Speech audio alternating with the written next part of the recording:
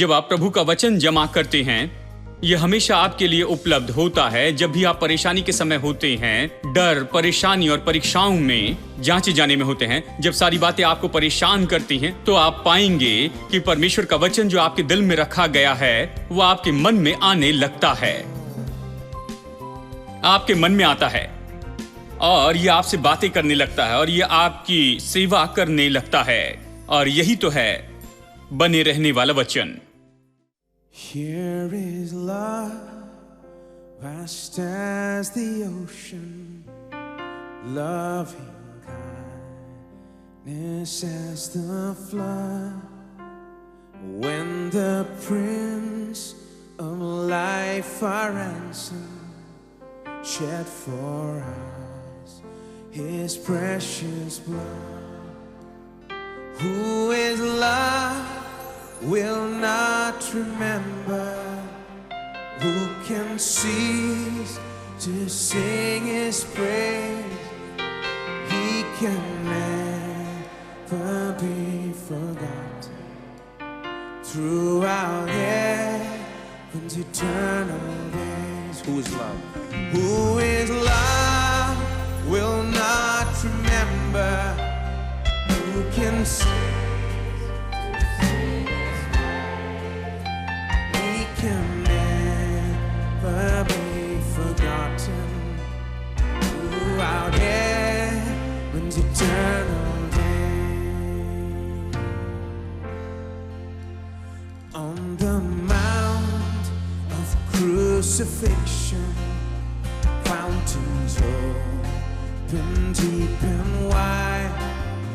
Through the floodgates of God's mercy flowed a vast and gracious tide. Grace and love like mighty rivers poured incessant from above, and heaven's peace and perfect justice kissed a guilty world. Grace and love, grace and love like mighty rivers poured incessant from above, and heaven's peace and perfect justice kissed a guilty world in love.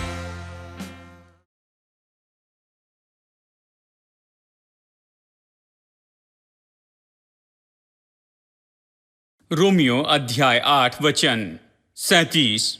परंतु इन सब बातों में हम उसके द्वारा जिसने हमसे प्रेम किया है जीवन से भी बढ़कर हैं। और हम सिखा रहे हैं इस बड़े विषय पर जिसका नाम हमने रखा है हम कौन हैं, हमारे पास क्या है और हम क्या कर सकते हैं। हम कौन हैं, हमारे पास क्या है और हम क्या कर सकते हैं। इसमें बहुत सी बातें बताई गई जो विश्वासी के नाते नई वाचा में हमें दिया गया है। सामान्य रूप में यह नया नियम है, नया नियम और कुछ नहीं, लेकिन नई वाचा में हमें क्या दिया गया इसकी सच्चाई है। और इसमें बहुत से टॉपिक्स हमें देखना है और हर एक तो अपने आप में एक विषय है और इस तरह हम देख रहे हैं। पहला यूहन्ना अध्याय 2 में चले। पिछली बार जब हम चर्चा कर रहे थे हम यही वचन देख रहे थे कि कैसे प्रतिदिन जरूरी है कि हम जीवन से बढ़कर जीवन जिए, कैसे प्रतिदिन जीवन से बढ़कर जीवन जीते जाएं। ठीक है, अध्याय 2 वचन 14। यूहन्ना बूढ़ा पास्टर बुढ़ापे में ये लिखता है, हे पितरों, मैंने तुम्हें इसलिए लिखा है कि जो आदि से है तुम उसे जान गए हो। हे जवानों, मैंने तुम्हें इसलिए लिखा है। अब सुनिए जवानों को क्या लिखता है। सभी जवान स्त्री पुरुष सुनिए, क्योंकि बहुत से लोग कहते हैं जब जवान होते हैं तो बहुत सी परीक्षाएं होती हैं, बहुत सी बातें होती हैं और बहुत कुछ होते रहता है, जैसे कि मानो वो इसके लिए कुछ नहीं कर सकते हैं। लेकिन देखिए वो अपने चर्च के जवान लोगों से क्या कहता है। हे जवानों, तुम बलवंत हो और परमेश्वर का वचन तुम में बना रहता है और तुमने उस दुष्ट पर जय पाई है।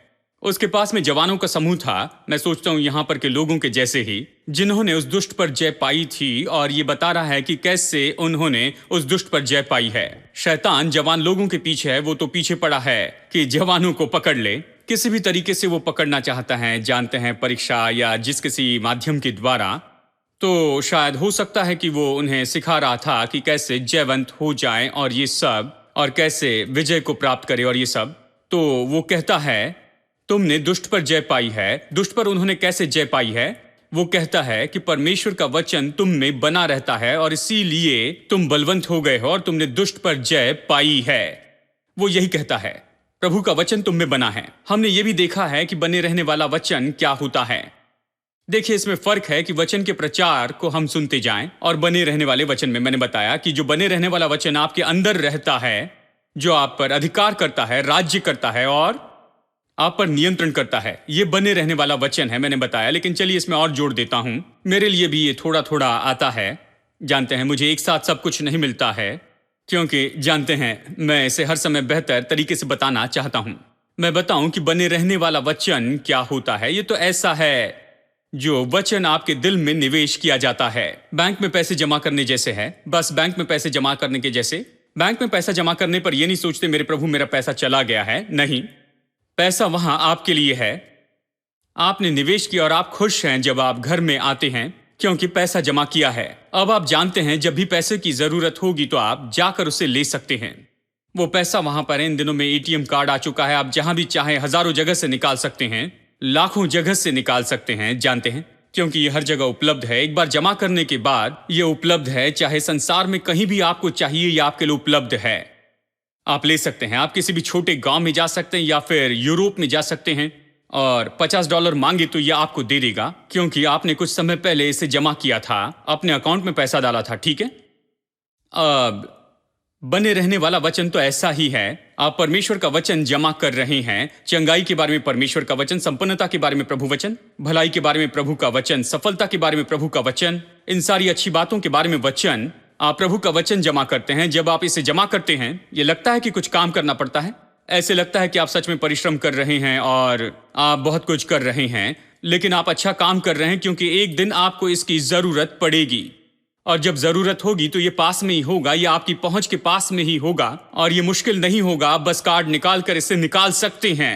और मैं आपको बताऊं, आत्मिक रूप में भी ये बिल्कुल सही है कि जब आप प्रभु का वचन जमा करते हैं, ये हमेशा आपके लिए उपलब्ध होता है। जब भी आप परेशानी के समय होते हैं, डर, परेशानी और परीक्षाओं में, जांचे जाने में होते हैं, जब सारी बातें आपको परेशान करती हैं, तो आप पाएंगे कि परमेश्वर का वचन जो आपके दिल में रखा गया है, वो आपके मन में आने लगता है,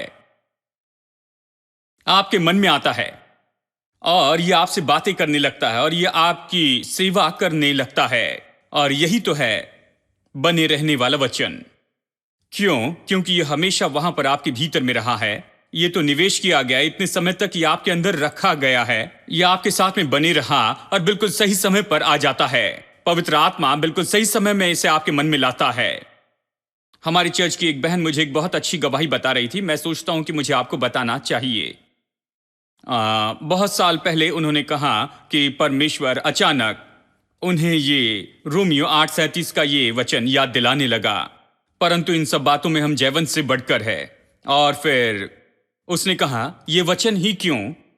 तो उसने इसे देखा, इसे पढ़ा और इसके पहले के वचन भी उसने पढ़े और ये कहता है संकट और तलवार। उसने यहां पर संकट के बारे में पढ़ा, यानी कुछ बुरा हो रहा है और ये सब कुछ। उसने इसके बारे में ज्यादा नहीं सोचा, लेकिन फिर ऐसा हुआ कि जब पवित्र आत्मा ने उसमें ये विचार लाए कि वो जयवंत से भी बढ़कर है, संकट के बीच में, इन सारी बातों के बीच में वो बस इसे कहती चली गई। और उन्होंने कहा कि अगले दिन उनके पति मोपेड पर कहीं पर जा रहे थे और एक बस से उनकी टक्कर हो गई और बस में फंस गए। बस के नीचे कुछ दूरी तक खींचते चले गए और फिर इन्हें फोन आया और ये वहां पर गए कि देखे कि क्या हुआ। और बस वहां पर खड़ी थी और हम तो वहां पर उस मोपेड के निशान को देख सकते थे, जो कि वहां पर बस के नीचे वहां तक खींची चली गई थी। सड़क पर इतने बड़े निशान थे, जानते हैं। तो जब उन्होंने देखा तो सोचा कि पिताजी मर गए होंगे या पूरी तरह से अपाहिज हो गए होंगे। अगर वो जिंदा भी रहे तो भी कुछ नहीं कर पाएंगे। ये इतना भयानक था। लेकिन जब पिताजी के बारे में पूछा तो उन्होंने दिखाया और ये आराम से कुर्सी पर बैठे थे वहां एक कोने में। उन्होंने ये देखा कि इस पूरे एक्सीडेंट के बाद में ये भाई केवल जीवित ही नहीं बचे, ये इस तरह बच गए कि बहुत ही थोड़ी बहुत यहाँ वहाँ खरोच थी, हाथ और पैर पर थोड़ी सी खरोच थी और बस यहाँ पर एक माथे पर थोड़ा सा कट था और कुछ टाके लगाने पड़े। कुछ बड़ी बात नहीं थी, लेकिन वो आराम से घर चले गए, थोड़ा सा उपचार करके घर चले गए, वो ठीक थे। तो फिर परमेश्वर ने उन्हें याद दिलाया, ये तो केवल इसी के बारे में है, इन सारी बातों में तुम जयवंत से भी बढ़कर हो। ये संकट जो कि आने वाला था, तुम्हारे दिल ने एक वचन तुम्हारे मन में लाया है और तुमने इसका अंगीकार किया, और देखो इसका क्या परिणाम तुम्हें यहां पर मिला है। देखो, तो परमेश्वर का वचन ऐसे ही है, आप प्रतिदिन इसी तरह से विजय में जीते हैं। ये वचन जो बने रहता है, ये केवल संदेश नहीं है जो सुना वो मदद करेगा, ऐसा नहीं। संदेश तो निश्चय आपकी कुछ मदद करेगा, मतलब ये इससे आपको कुछ न कुछ ज्ञान प्राप्त होगा और आप इसमें से कुछ लेकर उसे अपने दिल में रखते हैं, क्योंकि ये बहुत ही महत्वपूर्ण है। आप इसे छोड़ते नहीं, आप इसे लेते हैं, इसे रखते हैं, क्योंकि यही तो आपकी मदद करेगा कि आप बचे रहें और मुश्किल परिस्थिति में संपन्न होते जाएं। संदेश महत्वपूर्ण है, लेकिन केवल संदेश सुनना काफी नहीं है, लेकिन उसे लेकर भीतर में रखना महत्वपूर्ण है, ठीक है। तो यूहन्ना कहता है कि तुमने उस दुष्ट पर जय पाई है, क्योंकि वचन तुम में बना है, इसलिए तुम बलवान हो और दुष्ट पर जय पाई है। ये जवानों से कहता है। आज मैं जवानों को यहां पर बताता हूं, अगर आप परमेश्वर के वचन को अपने दिल में रखते हैं तो मैं बताऊं, ऐसी कोई परीक्षा बड़ी नहीं है, ऐसा कुछ भी बड़ा नहीं है जो आपके विरुद्ध में आ जाए और जय प्राप्त करे, क्योंकि आपको पहले से ही जयवंत से भी बढ़कर घोषित कर दिया गया है। ये विश्वास कीजिए, दूसरी बातों पर नहीं कि आप बहुत जवान हैं और आप बहुत तरह से हार जाएंगे और बहुत सी बातों में हार जाएंगे, इन पर आप विश्वास मत कीजिए। विश्वास करें कि आप जयवंत से बढ़कर हैं और इसे कहते जाएं कि आप जयवंत से बढ़कर हैं, तब आप ऐसे जिएंगे। ये इसी तरह से काम करता है। जानते हैं, कुछ लोग कहते हैं अगर मैं जयवंत से बढ़कर जीऊंगा तो फिर मैं ऐसे कहते चले जाऊंगा। मैं ये कहूंगा नहीं, ऐसे काम नहीं करता है। ये मानो डॉक्टर से कहना है पहले मैं ठीक हो जाऊं, उसके बाद में मैं दवाइयां लूंगा। दवाइयां आपको चंगा करने के लिए आप पहले दवाइयां लीजिए, फिर ये दवाइयां आपको चंगा करेगी। जानते हैं, ये इस तरह से है कि परमेश्वर का वचन ये वो है जो परिणाम उत्पन्न करता है कि जयवंत से भी बढ़कर हो जाए, ठीक है, प्रतिदिन के जीवन में। तो इस पर विश्वास कीजिए, इसे कहते जाए और फिर प्रतिदिन के जीवन में आप ऐसे चलते जाएंगे। तो हम जयवंत से भी बढ़कर हैं। ये तुरंत ही इस तरह का विचार देता है कि हम एक युद्ध में हैं, कि हम युद्ध में। हमने इसके बारे में पढ़ा है पहला तिमोथी 6:12 में, ठीक है। हमने इसके बारे में पढ़ा कि विश्वास की अच्छी कुश्ती लड़। सब लोग कहें अच्छी कुश्ती लड़े। अब बहुत से लोग शैतान से लड़ते हैं, सोचते हैं कि शैतान से बड़ा युद्ध उन्हें करना है और सोचते कि उन्हें जाकर उसे पूरी तरह से खत्म करना है, इस तरह की बात। वो कहते हैं भाई ये बड़ा शैतान है, ये सांप का शैतान है, वो शैतान है, ये शैतान है और ये सब, जैसे मानो शैतान के पास में बड़ी सामर्थ है और इन्हें जाकर लड़ना है। ऐसा कुछ नहीं है, ये युद्ध पहले हो गया है। यीशु हमारी जगह पर मनुष्य के प्रतिनिधि होने के नाते उसने ये युद्ध लड़ा और इसे पहले ही पूरा कर दिया। इसका परिणाम घोषित कर दिया गया और हम इस परिणाम के भागी हैं कि हम जयवंत से भी बढ़कर हैं। और इसलिए जरूरी नहीं कि इस तरह से शैतान से लड़े, लेकिन एक युद्ध है अलग तरह से। और वो क्या है? अब हम विश्वास की कोशिश करते हैं और हम इस सच्चाई में चलना चाहते हैं कि हम जयवंत से भी बढ़कर हैं। अब ये सामर्थहीन शैतान जो आकर कुछ भी नहीं कर सकता है हमारे विरुद्ध में अपनी सामर्थ से, क्योंकि उसमें सामर्थ नहीं है, अब वो कोशिश करता है कि हमें उसके झूठ पर विश्वास करने लगाए कि वो हमें हरा दे। वो केवल इसी तरह से हरा सकता है, केवल धोखे के द्वारा शैतान हमें हरा सकता है और कोई तरीका नहीं। उसके पास में हमें हराने की सामर्थ नहीं है। केवल धोखे के द्वारा, केवल ज्ञान की कमी के कारण ही हम हार सकते हैं। केवल धोखे के द्वारा ही हम हार सकते हैं।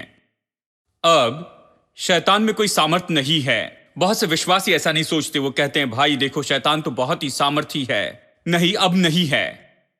एक बार वो स्वर्ग में बड़ा व्यक्ति था, वो महिमा से भरा था और वो तो बुद्धि से भरा था, उसके पास सामर्थ्य और अधिकार था। लेकिन जब उसने पाप किया तो स्वर्ग से निकाला गया और सब खो बैठा। वैसा है जो सब खो बैठा। मैं इस संसार में पापी के जैसे जन्मा, लेकिन जब मैंने नया जन्म पाया, बाइबल कहती है पहला यूहन्ना 5:4, हम इसे पढ़ते आए हैं, ठीक है। ये कहता है जो परमेश्वर से जन्मा है उसने संसार पर जय प्राप्त की है। मैं अपने स्वाभाविक जन्म में पापी के रूप में जन्मा, लेकिन जब मैंने नया जन्म पाया, और जिस समय मैंने नया जन्म पाया तो मैं तो शैतान से भी बड़ा हो गया। हेलो, अब इस बात को आपको समझना ही होगा।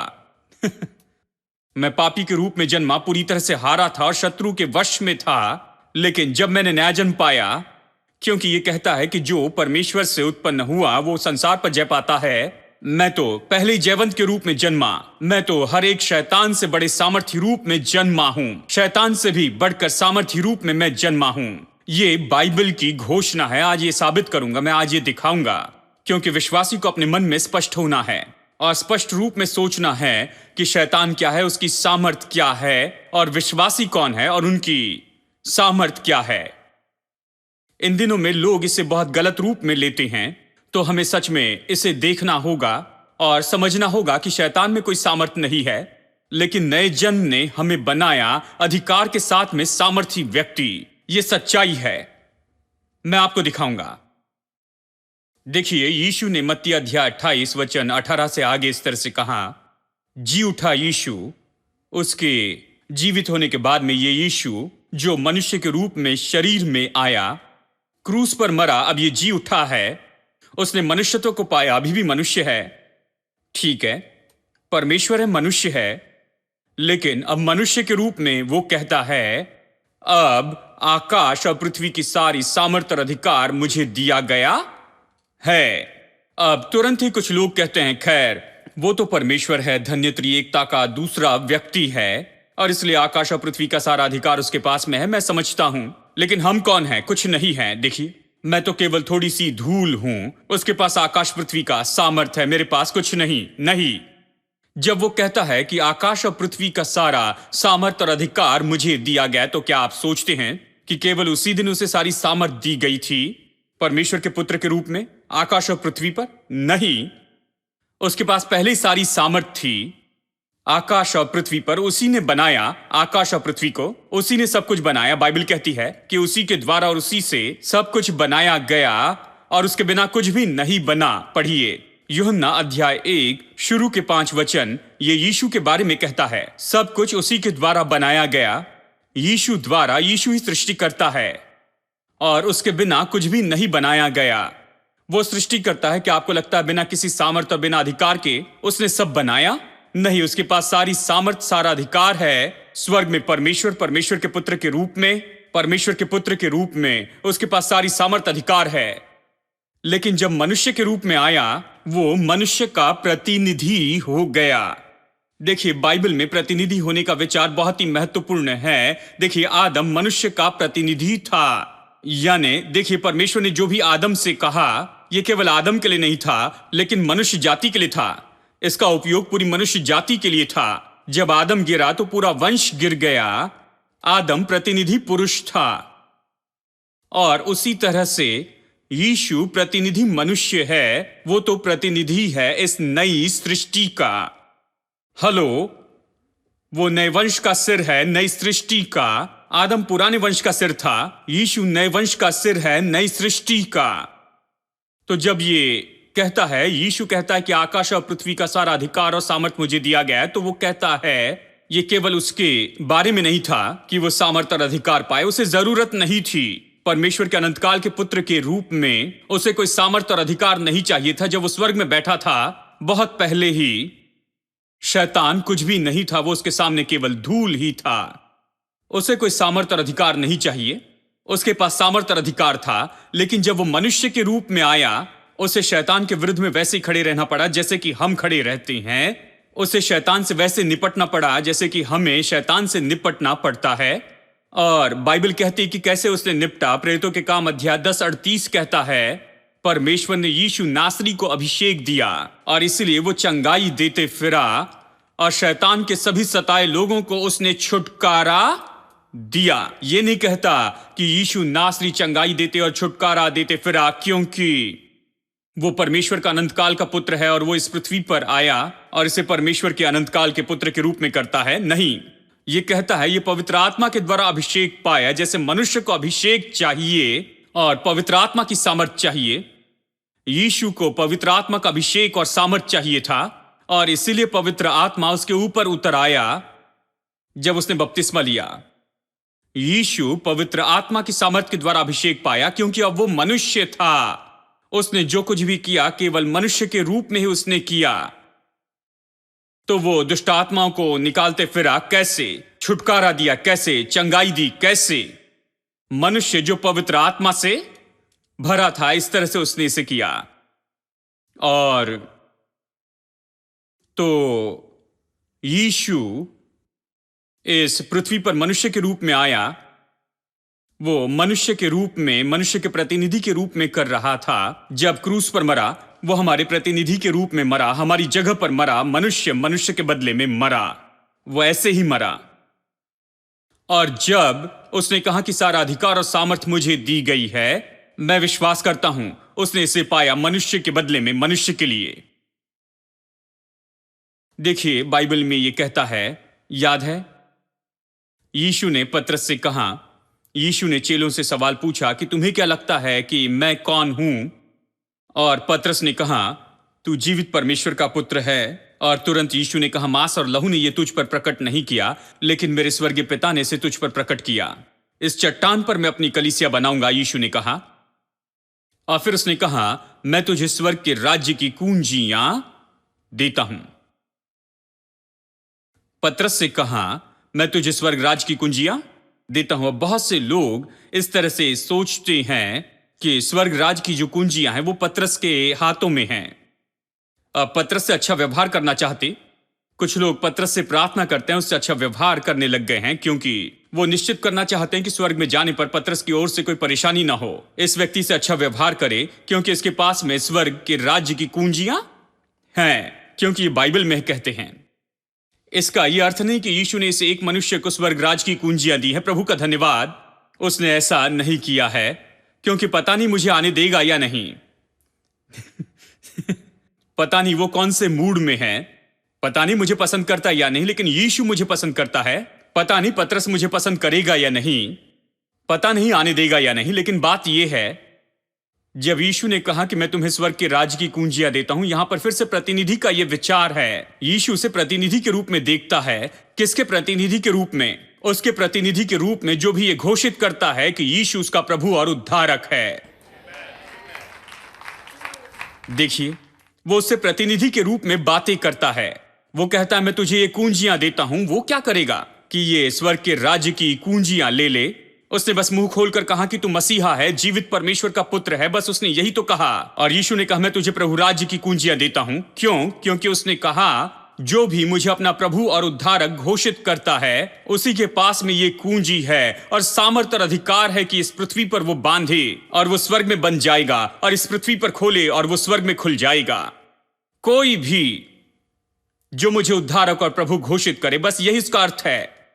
तो जब यीशु ने कहा कि सारी सामर्थ और सारा अधिकार, कुछ अनुवाद इस तरह से भी कहता है, और सारा अधिकार सही है, सारा अधिकार मुझे दिया गया है स्वर्ग में और पृथ्वी पर, तो मैं आपसे बताऊं, यह ऐसा अधिकार नहीं जो यीशु को दिया गया, क्योंकि उसे किसी भी अधिकार की जरूरत नहीं थी। उसके पास सारा अधिकार पहले से ही था।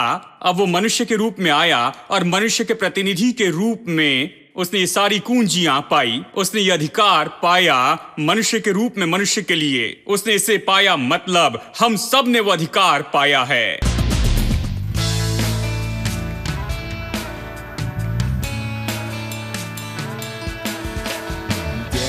Rock, there is no God like our God. No other name worthy of all our praise.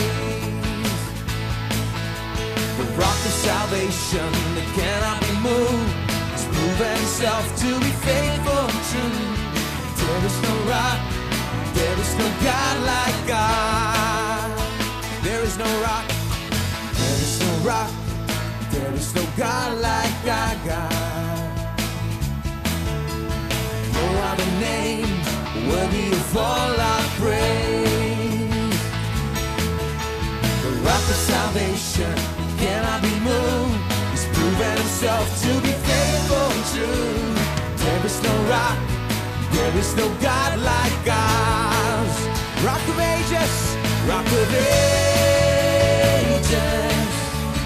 Jesus is our rock. Rock of Ages. Jesus is our rock. Rock of Ages. Jesus is our rock. There is no rock. There is no God like God.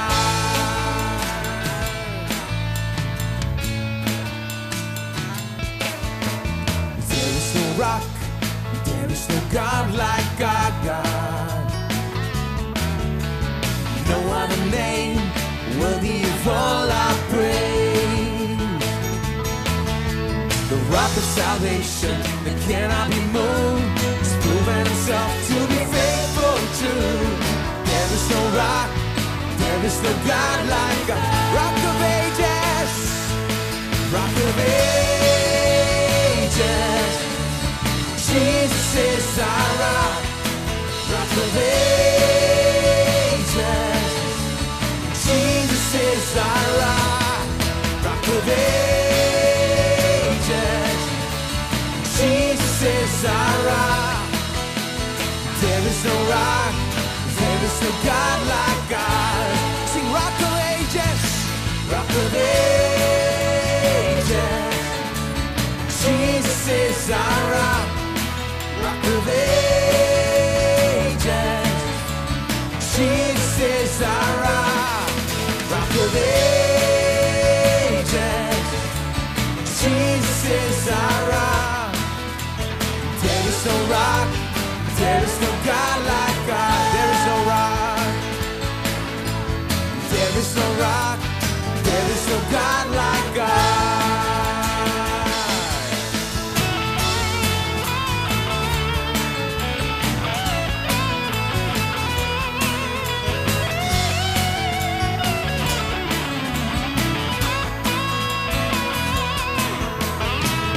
Lift up your praise to the Rock of Ages.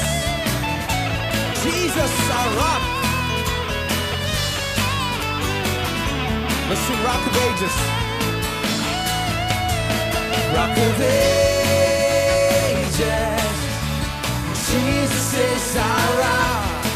Rock of Ages. Jesus is our rock.